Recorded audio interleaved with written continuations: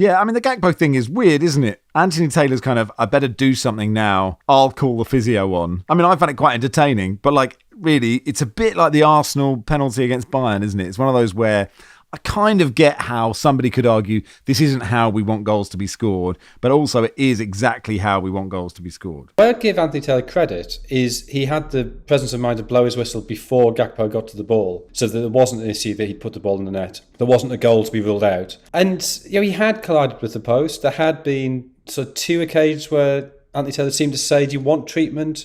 And maybe he just thought that he'd misunderstood, and Areola thought that he was about to get treatment. If we don't want goals scored on daft misunderstandings, Liverpool hadn't done anything to deserve a goal there. So I think Anthony Taylor actually kind of gets himself out of the situation pretty well. And referees often get things wrong. I think that's an example of a referee actually just being quite sensible and making sure that no situation occurred. I also think, basically, referees should only be allowed 2 types of haircut.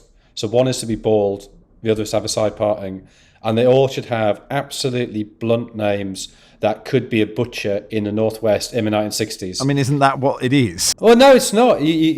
Gerald Ashby should never have been allowed to be a referee. Anthony Taylor and Michael Oliver, they're both good, solid butchers' names, and therefore that's acceptable. Darren Cann is, making sausages in the back room, isn't he? And actually, this crop of referees are pretty good, but we've got to be a little bit careful with. It's more of a fancy haircuts than the fancy names.